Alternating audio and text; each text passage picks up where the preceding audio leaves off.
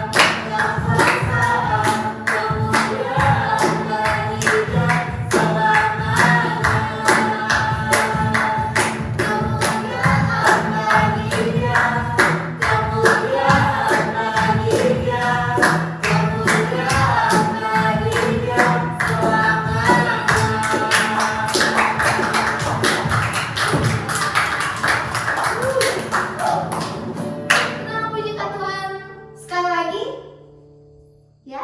Ya. Ada yang mau request? Saya kayak di Oke, apa? hidupku takkan sama. Mantap. Jadi kita akan sama ya Kak? Oke. Yes.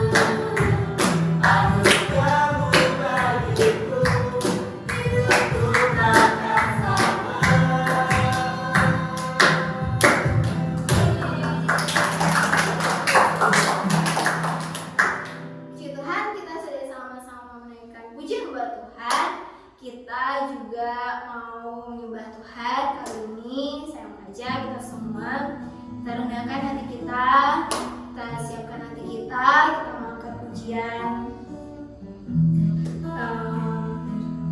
nyanyi dan bersoraklah. Sama-sama angkat pujian ini.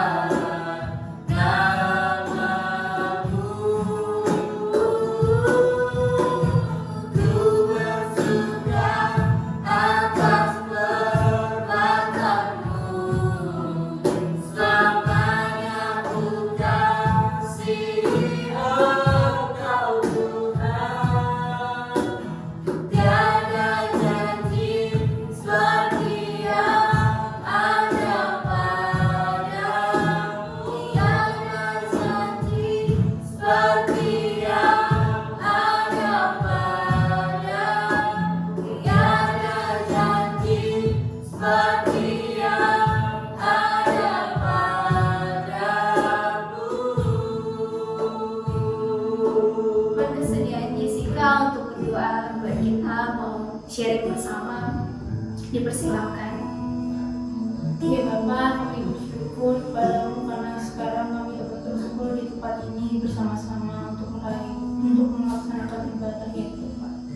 Sebentar kami akan memasuki sesi sharing kami. Biarkanlah kami dapat mengambil pelajaran-pelajaran yang berharga dari setiap sharing yang disampaikan oleh teman-teman kami ya Bapak.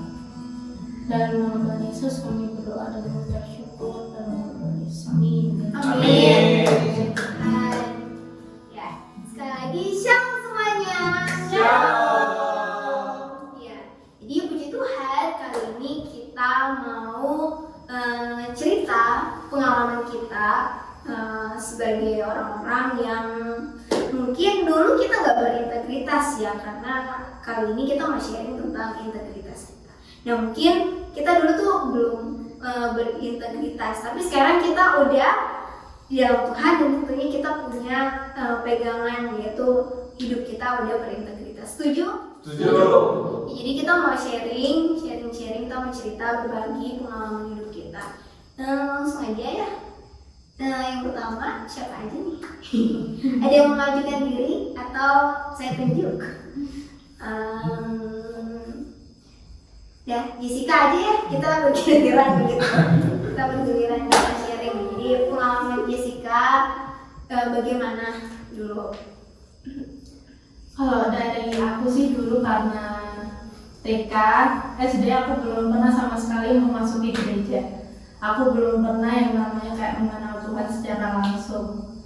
Dan di saat itu aku karena apa ya, kayak punya ketakutan tersendiri karena nilai jelek, akhirnya di agenda, dulu kan ada agenda untuk siap jadwal.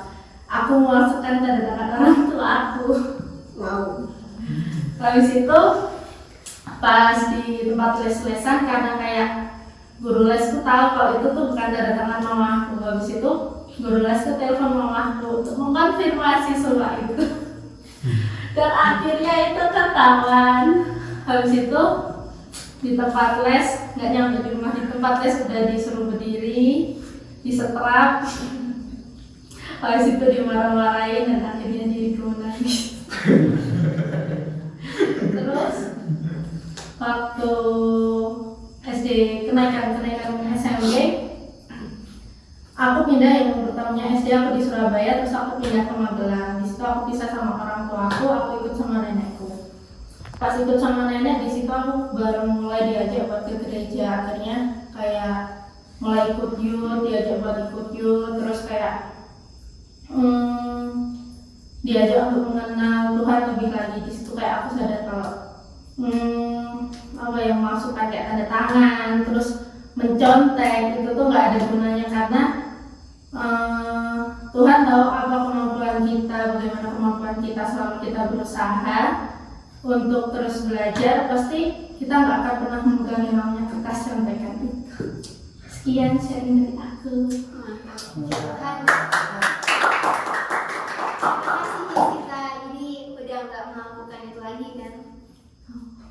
Nah, ada tak pembenaran kan bahwa itu tindakan yang tetot salah. Ya, jadi next mungkin Felix. Ya, Felix. Wow. Lompat ya.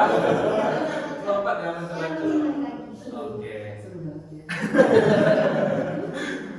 Akhirnya aku mau sharing dulu sih, waktu masih belum dewasa aku nggak taat sama patuh sama orang tua. Di situ aku nggak menghargai orang tua aku ada. Di situ aku kayak menganggap mereka ada tapi tidak ada, seperti itulah. Mereka ada tapi nggak anggap. Nah ya. Nah.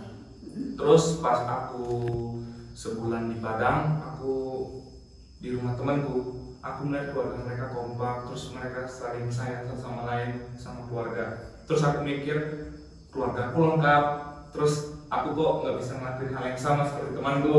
Jadi semenjak hari itu aku pas pulang dari Padang, aku sekarang menjadi dekat dengan kedua orang tuaku karena dengar-dengar juga firman Tuhan, patuhilah air dan hidup ibumu.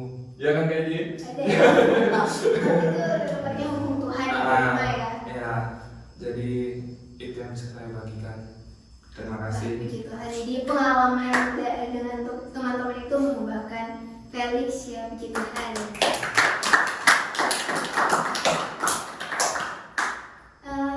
Selanjutnya balik deh. Aku nih Kak. Oke. Kalau pengalaman aku pribadi sih lebih kayak ya nggak jauh-jauh kayak Jessica ya. Kalau Jessica kan menyontek, tapi kalau aku tuh dulu suruh bayar uang SPP.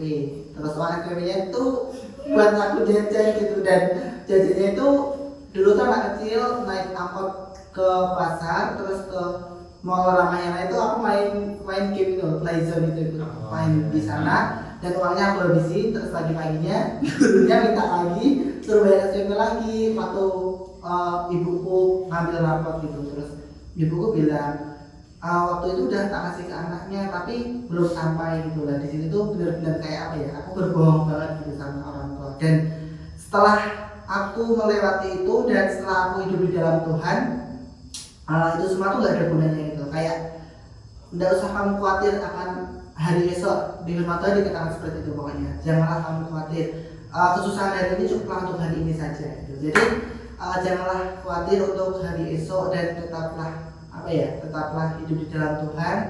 Selalu andalkan Tuhan lah pokoknya. Kalau kita akan melangkah ke depan bersama-sama dengan Tuhan, pasti akan ada mujizat-mujizat yang baru. Terima kasih. Terima kasih.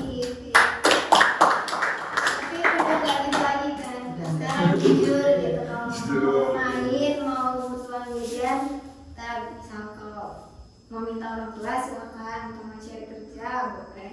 Andalkan Tuhan. Iya, yang paling utama kita sebelum melakukan itu kita berdoa minta tuntunan Tuhan. Iya. Oke, next mau kiri atau kanan? Kanan. Kanan kiri kanan.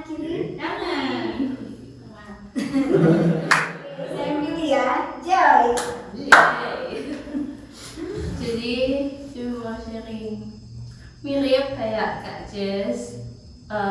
Dulu Joy juga pernah nyontek pas kelas 7. Jadi malamnya itu Joy nggak belajar, malah main, nonton YouTube. Jadi besok pagi panik dan Joy bercontekan gitu. Jadi sekarang udah nggak dilakuin lagi. Nggak boleh bertobat. Karena nyontek itu nggak enak. Pas nyontek itu pasti deg-degan, gemeteran gitu. Iya, aku juga ngerasain gitu. Iya. Jadi sekarang nggak pernah lagi. Gitu. Yeay. Mantap. Oke, ini langsung aja Fitri. Fitri cerita. Oke, jadi aku mau cerita pengalaman aku sewaktu sekolah dulu. Dulu waktu sekolah di SMK, aku sering banget bolos upacara, kadang juga bolos pelajaran. Tapi setelah tahu kebenarannya di 1 Petrus 1 ayat yang ke-14 dikatakan, hiduplah sebagai anak-anak Allah yang taat dan jangan turuti hawa nafsu yang menguasai kamu pada waktu kebodohanmu. Nah di situ jadi kayak merasa tertegur gitu, karena selama sekolah tidak memanfaatkan waktu sebaik mungkin. Dan puji Tuhan sekarang setelah mengetahui kebenarannya itu sudah tidak dilakukan lagi. Jadi buat teman-teman yang lain juga, kalau ada peraturan-peraturan, pasti kan dimanapun kita berada ada aturan-aturan yang harus ditaati. Lebih baik kita mentaati itu karena peraturan ada untuk ditaati. Bukan dilarang. Iya, mantap. Terima kasih Bu Sepeda.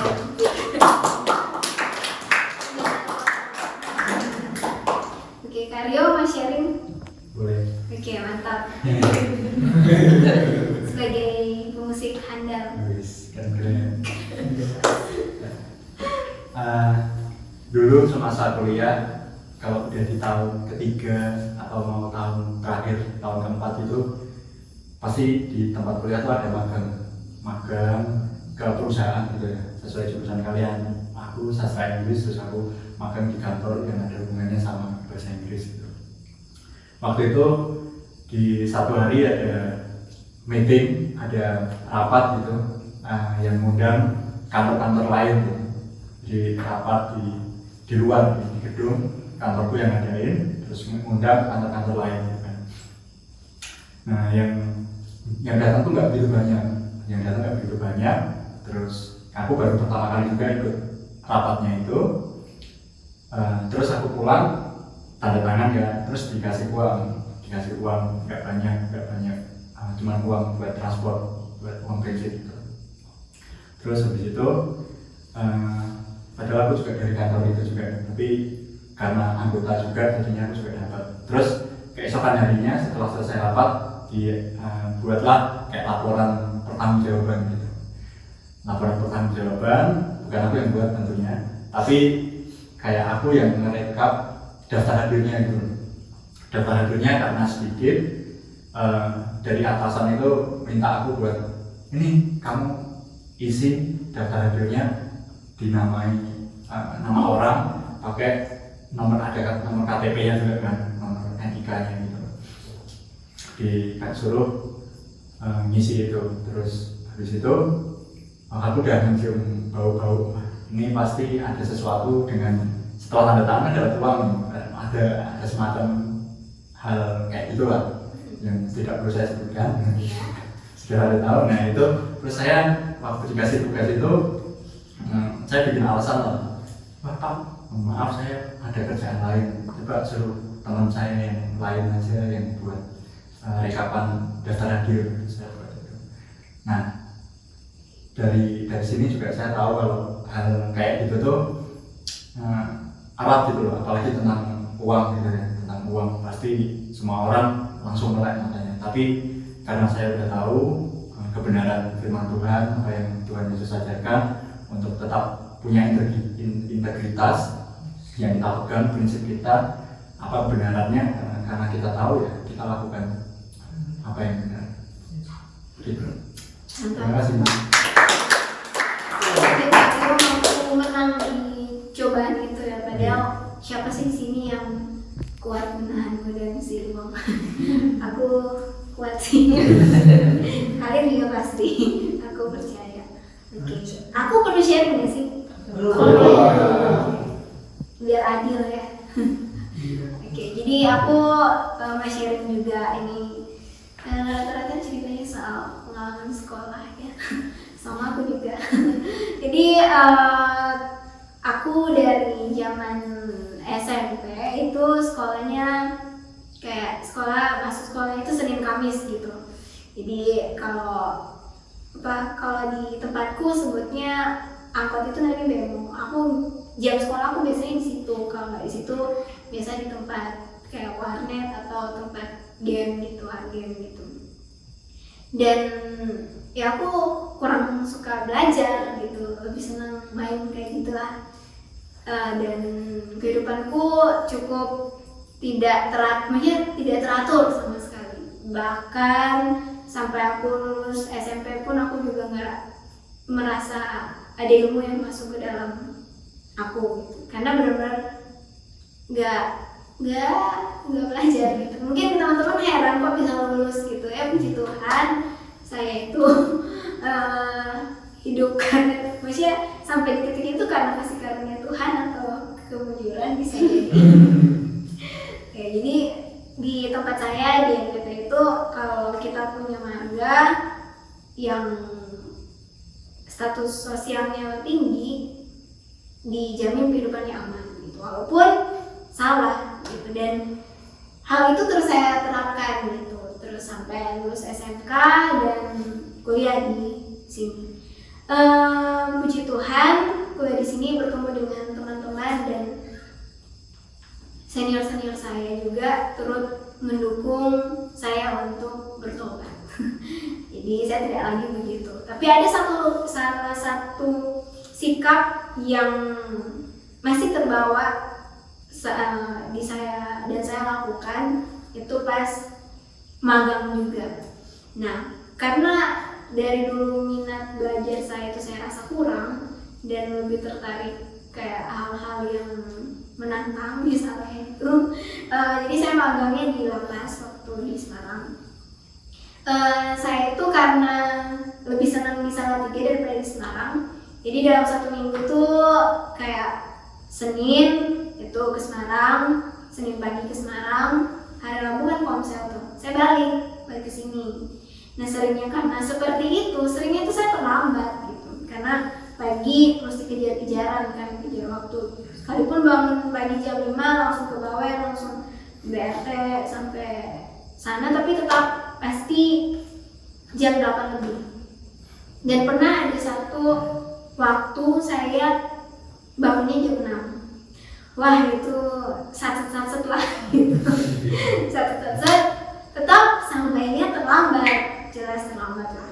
Waktu itu sampai jam 9. Pokoknya sampai sana jam 9. Ya kan masuk kantor jam 8. Wah, ini mikir nih gimana caranya. Karena saya bangun pagi karena prinsip saya harus tetap masuk kantor nih walaupun terlambat. Nah saya pakai cara licik nih. Saya di Tegas, jadi ada tempat roti langganan yang jualan roti langganan di dekat lapas itu.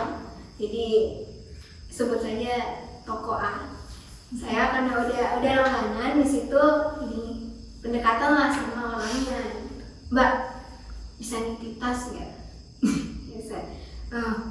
Mbaknya nih aku perhatiin dia antara nggak enak sama kayak ada rasa takut gitu, entah karena ya maksudnya takut dengan pihak pemilik toko dan nggak enak sama saya gitu. Jadi akhirnya dia, Mbak saya bantu tapi tasnya saya simpan di tempat yang saya sendiri yang tahu. Jadi kayak dia taruh di pojokan, aku lihat tuh dia taruh di pojokan agak di luar. Saya bilang nggak apa-apa sih, isinya juga nggak terlalu penting gitu. Jadi udah tas aman, aku masuk nih ke dalam lapas. Jadi kalau nggak batas kan aman kan. Jadi kayak acting, saya tuh acting gitu. Jadi acting kayak aku nggak terlambat, cuman keluar bentar dan ini baru masuk lagi. Jadi kayak masuk di dalam kayak acting gitu, biasa aja. Dan ya hari itu berjalan seperti biasa, nggak ada apa-apa. Dan udah pulang nih, pulang magang, terus ya sama pengen balik sama tidak balik ke sini. Pujitan hari itu tuh ada komsel. Dan di situ aku ditegur dengan cara firman Tuhan yang bagaimana seorang muda itu menjaga kelakuannya itu di kayak kalau teman-teman ingat bacaan bagaimana seorang muda mempertahankan kelakuan di situ dengan menjaganya sesuai dengan firman Tuhan. Itu di Mazmur 119 ayat 9 kebacakannya. Dengan apakah seorang muda mempertahankan kelakuannya bersih? Dengan menjaganya sesuai firman Tuhan gitu. Di waktu itu aku benar-benar tertegur gitu. Aku tertegur dan kayak rasa bersalah banget gitu. Artinya aku waktu itu udah posisi juga ya udah mahasiswa tingkat akhir lah waktu itu. Terus sikapnya kayak gitu, bagaimana meneladan, masih jadi teladan buat yang lain tuh kayak aduh merasa bersalah gitu. Dan baru hari ini sih aku cerita ini. Jadi waktu pas dengan firman Tuhan itu ya kayak tertegur sekali kan, karena secara nggak sadar ya itu aku melakukannya sadar ya, tapi kayak baru sadar bahwa itu benar-benar perilaku yang sangat tidak benar itu saat dengan firman Tuhan gitu. Dan itu yang jadi pelajaran berharga gitu buat aku gitu. Dan puji Tuhan juga ternyata hari ini kita boleh menyaksikan bahwa kita semua yang ada di saat ini tuh nggak langsung gitu, kita berproses walaupun memang kita jatuh bangun gitu, tapi berharap buat kita nggak tetap di situ. Memang situasi kayak mendukung banget kita untuk melakukan itu, tapi bagi kita yang udah tinggal di dalam Tuhan, bagi kita yang udah mendengar firman Tuhan bahwa kebenaran itu memang harus dilakukan sesuai dengan yang tadi Fitri sharing juga gitu. Jadi orang yang disebut berdosa juga kan bukan masalah dia berbuat dosa besar atau kecil, sebenarnya sama gitu dosanya, tapi bagaimana dia tahu yang benar tapi dia nggak lakuin gitu, dia malah lakuin yang sebaliknya, yaitu salah gitu. Nah, dan kalau kita tarik lagi, kita boleh lihat apa itu integritas. Ya, integritas itu menurut kita, ya menurut aku dan juga ya aku anggap kita lah gitu, itu adalah situasi dimana kita dihimpit oleh situasi yang kita bisa melakukan kesalahan, atau kayak kita bisa melakukan sesuatu yang salah tapi kita memilih buat melakukan yang benar gitu.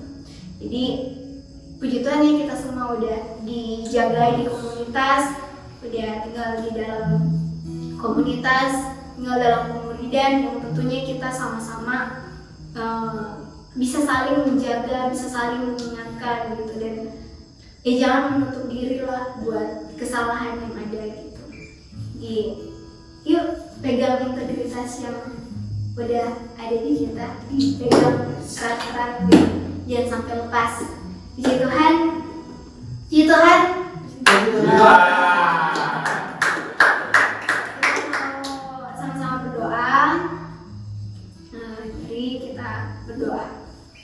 Tuhan Bapa kami yang di surga, mengucap syukur Tuhan untuk pertemuan ibadah kami.